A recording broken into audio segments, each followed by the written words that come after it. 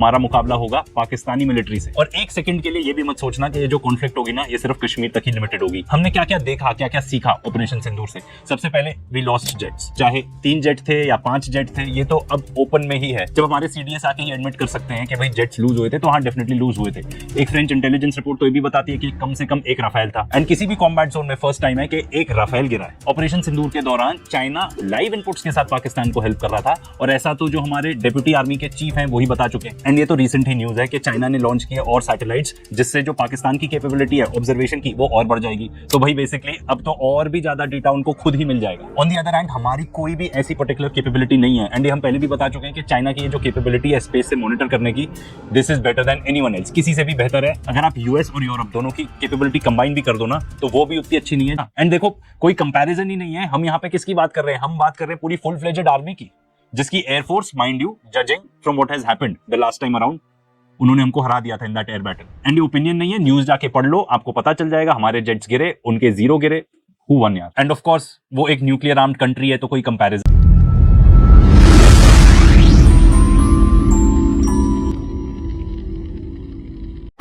पाक ऑक्यूपाई कश्मीर आपने दिया था, मगर लेने का काम भारतीय जनता पार्टी की सरकार ही करेगी।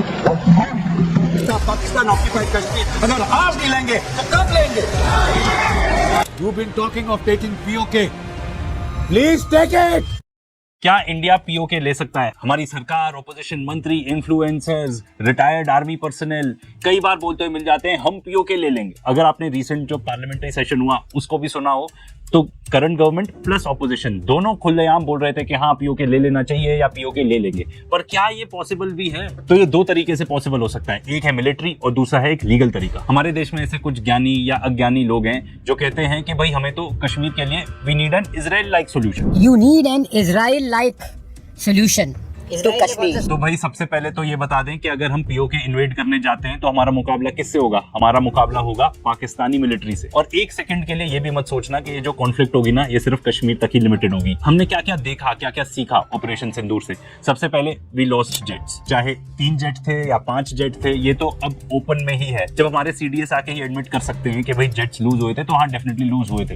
एक फ्रेंच इंटेलिजेंस रिपोर्ट तो ये भी बताती है कि कम से कम एक राफेल था। एंड किसी भी कॉम्बैट जोन में फर्स्ट टाइम है कि एक राफेल गिरा है। ऑपरेशन सिंदूर के दौरान चाइना लाइव इनपुट्स के साथ पाकिस्तान को हेल्प कर रहा था, और ऐसा तो जो हमारे डेप्यूटी आर्मी के चीफ हैं वही बता चुके हैं। एंड ये तो रिसेंट ही न्यूज है कि चाइना ने लॉन्च किए और सैटेलाइट्स, जिससे जो पाकिस्तान की कैपेबिलिटी है ऑब्जर्वेशन की वो और बढ़ जाएगी। तो भाई बेसिकली अब तो और भी ज्यादा डेटा उनको खुद ही मिल जाएगा। ऑन दी अदर हैंड हमारी कोई भी ऐसी पर्टिकुलर कैपेबिलिटी नहीं है। एंड ये हम पहले भी बता चुके हैं कि चाइना की ये जो कैपेबिलिटी है स्पेस से मॉनिटर करने की, this is better than anyone else, किसी से भी बेहतर है। अगर आप यूएस और यूरोप दोनों की कैपेबिलिटी कंबाइन भी कर दो ना, तो वो भी उतनी अच्छी नहीं है जितनी चाइना की कैपेबिलिटी है स्पेस से मॉनिटर करने की। इससे क्या फायदा होगा यू में आस्क? अगर आपका ओपोनेंट जरा भी कुछ मनूवर करेगा तो आपको पहले ही पता चल जाएगा। जेट्स टेक ऑफ तो दूर की बात है, अगर वो अपनी मिसाइल इधर से उधर भी शिफ्ट करेगा तो भी आपको पता चल जाएगा कि वो क्या करने वाला है। इंडिया आइसोलेट हो जाएगा डिप्लोमेटिकली। वैसे भी ऑपरेशन सिंदूर के दौरान एक भी देश नहीं आया था हमारे सपोर्ट में। एक एग्जांपल आप इससे भी ले लो कि हम कितने डिपेंडेंट हैं दूसरे देशों पर,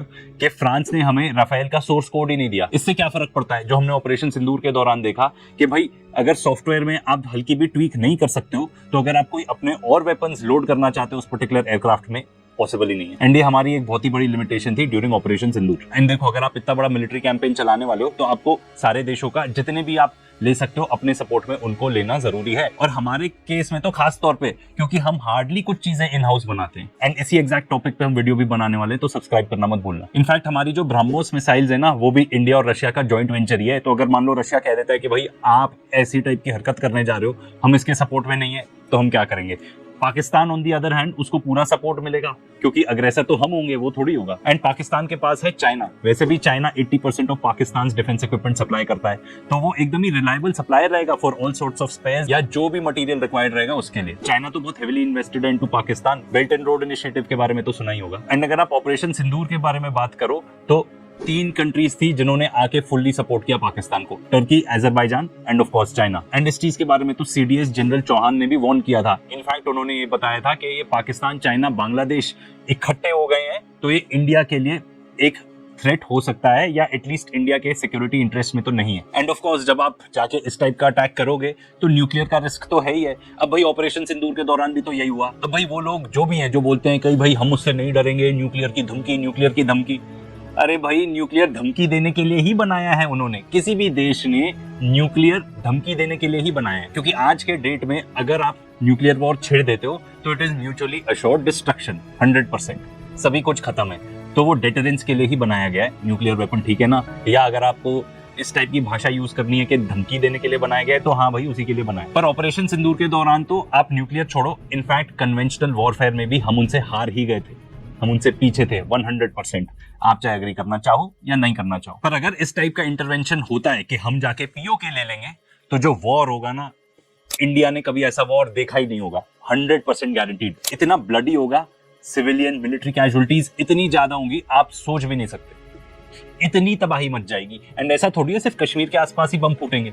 देन अगर वॉर है देन सब कुछ लेजिटिमेट है, दिल्ली पे भी बम फूट सकता है, कहीं भी बम फूट सकता है। एंड ये आपने ऑपरेशन सिंदूर के दौरान देख ही लिया होगा ना। एंड सबसे इंपॉर्टेंट बात, क्यों जीरो चांस है, zero of any military success. Certain part of PoK तो चाइना के पास ही है, तो क्या हम चाइना से भिड़ जाएंगे, वो भी एकदम हेड ऑन? हम अफोर्ड ही नहीं कर सकते भाई। चाइना एकदम अलग लेवल पे है, वो तो यूएसए को मार दे सकता है, इस लेवल पे है वो, क्योंकि वो हमसे हर चीज में आगे हैं। वो अपनी सारी चीजें खुद बनाते हैं, उनके जो फाइटर जेट्स हैं वो, उनके पास 5th जनरेशन फाइटर जेट है जो वो खुद मैन्युफैक्चर करते हैं। हमारे पास तो हम एक जेट इंजन तक खुद नहीं बना पाए।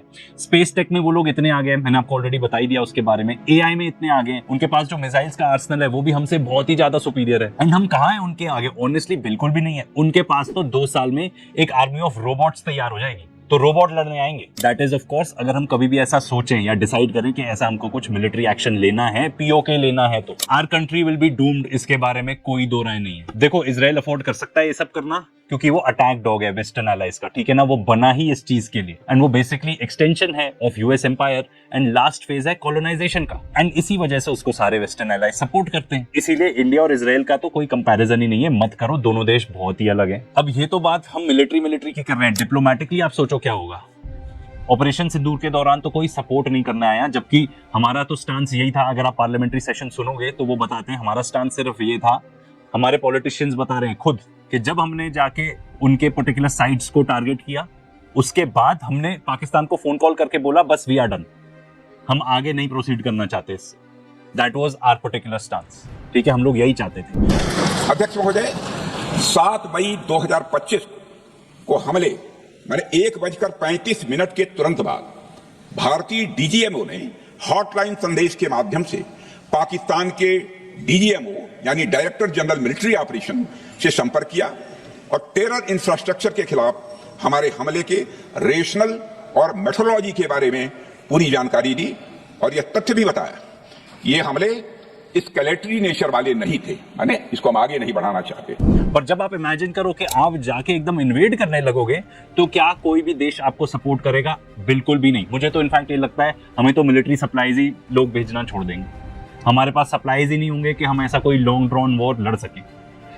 बहुत चांसेस है कि हमारे साथ ट्रेड ही करना बंद कर दें, वो कहेंगे कि भाई नहीं करना, हमारी इकोनॉमी कोलैप्स हो जाएगी। सैंक्शंस भी लग सकते हैं, आप रशिया का एग्जांपल ले लो, पर रशिया और इंडिया का भी कोई कंपैरिजन नहीं है। उनके पास है ऑयल एंड गैस, इतना बड़ा देश है, अपना ऑलमोस्ट सारा डिफेंस इक्विपमेंट वो खुद बनाते हैं, एंड उनके पास एक बहुत ही लेजिटिमेट रीजन है यूक्रेन को इन्वेड करने का। कोई डाउट हो तो ये वीडियोस बनाए हैं, 2 पार्ट सीरीज जरूर चेकआउट करना। मतलब हमारे लिए अगर मान लो सैंक्शंस लगते हैं, हमारे साथ देश ट्रेड करना छोड़ देते हैं, तो भाई हमारे लिए तो डिजास्टर ही हो जाएगा। And let me tell you, अगर इतना आसान होता ना पीओके लेना, तो कभी ना कभी कहीं ना कहीं कोई हमारे यहाँ देश से ही अटेम्प्ट कर चुका होता। और फिर से इजराइल से ही कंपैरिजन ले लें, वो हमास को नहीं हरा पा रहे हैं। गाजा इतनी छोटी सी जगह है और वो एक मिलिशिया ही है, एंड इजराइल को पूरी हेल्प मिलती है अपने फौपों से to do whatever they want. और गाजा में वैसे भी जो भी कुछ अंदर जाता है बाहर आता है, सब कुछ तो इजराइल ही कंट्रोल करता है। फिर भी जाके वो इन्वेड नहीं कर पाए ना। एंड देखो कोई कंपैरिजन ही नहीं है। हम यहाँ पे किसकी बात कर रहे हैं? हम बात कर रहे हैं पूरी फुल फ्लेजेड आर्मी की, जिसकी air force, mind you, judging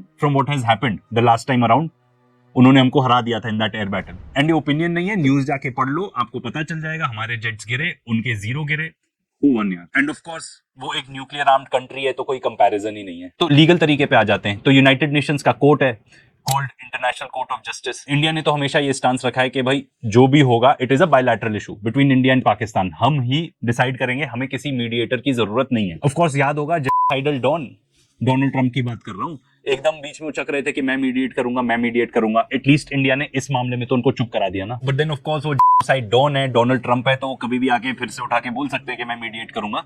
but पिछले कुछ हफ्तों से तो एटलीस्ट ऐसी कोई स्टेटमेंट उन्होंने नहीं दिया। और इफ एनीथिंग पाकिस्तान ने बोला है, इनफैक्ट ये 2019 की बात है जब आर्टिकल 370 हटाया गया था, उन्होंने बोला था कि हम आईसीजे जाएंगे। इंडिया ने कभी ऐसा स्टांस ही नहीं रखा कि हम आईसीजे जाएंगे रिगार्डिंग कश्मीर। आई नो आप में से बहुत सारे लोग ऑलरेडी अवेयर हो गए, पर थोड़ी सी हिस्ट्री जान लेनी जरूरी है।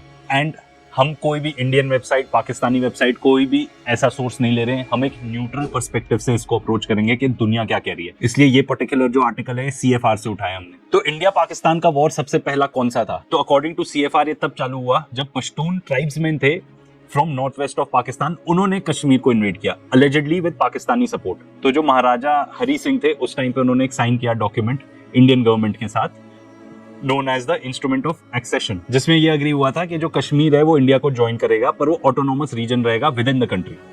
एंड बदले में क्या मिला उनको? बदले में मिला कि जो इंडियन आर्मी है वो आके बेसिकली पाकिस्तान से लड़ेगी।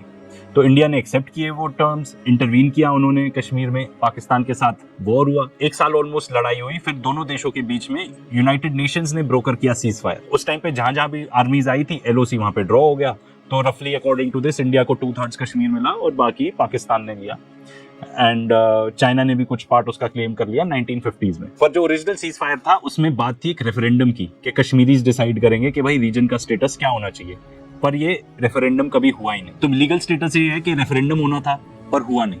उसके बाद कहीं भी किसी भी कोर्ट में इसकी कोई भी प्रोसीडिंग्स नहीं चली है। एंड इंडिया ऑफ कोर्स चाहेगा कि वो वैसा ही रहे, क्योंकि कोर्ट्स में कुछ भी हो सकता है। एंड जब हम बात कर रहे हैं इंटरनेशनल कोर्ट्स की, सेटिंग वेटिंग इधर ना थोड़ा मुश्किल हो जाता है। अगर इंडिया या फिर फॉर दैट मैटर पाकिस्तान, दोनों में से किसी को भी लगता है कि भाई ये तो ब्लैक एंड व्हाइट मैटर है, हम आराम से जीतेंगे ये पर्टिकुलर केस, रेस्ट अश्योर्ड दोनों में से कोई भी चले जाता है ICJ। पर ये बात इतनी सेंसिटिव है कि अगर आप इमेजिन करो, मैं देश की नहीं बात कर रहा हूँ यहाँ पे, बिल्कुल भी नहीं, मैं बात कर रहा हूँ लीडर्स की, कि अगर कोई भी लीडर ये डिसाइड करता है कि हाँ हमको जाना है और फिर वो जाते हैं ICJ में, केस हारते हैं, तो इतनी थू हो जाएगी कि पॉलिटिकल करियर तो खत्म हो ही जाएगा, शायद जान पे भी आ जाए। मे बी यही एक वजह है कि दोनों में से कोई भी नहीं गया है। पाकिस्तान ने भी बोला था 2019 में हम जाएंगे ICJ, पर क्या वो गए?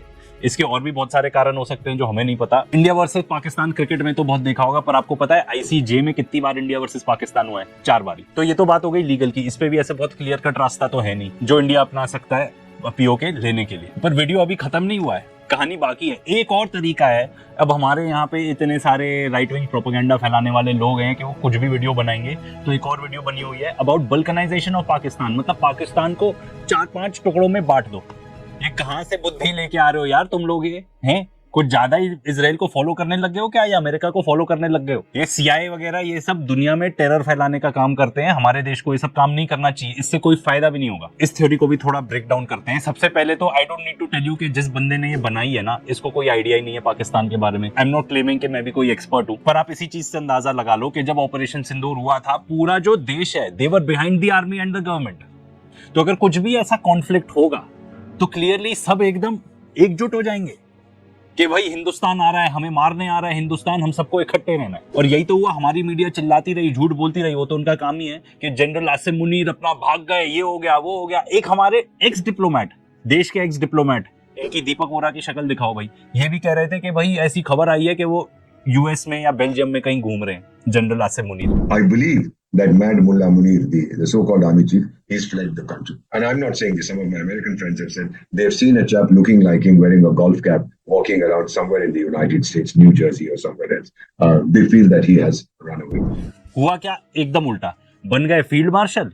ठीक है, ट्रम्प के साथ लंच भी करा है। इसलिए मुझे नहीं लगता ऐसा कुछ भी पॉसिबल है। अगर आप कोई भी जाके ऐसा अटैक करोगे तो आप उस देश को और स्ट्रॉन्ग ही बना रहे हो, उस देश को और आप इंसेंटिव दे रहे हो कि वो अपने आर्मी के पीछे आ जाए।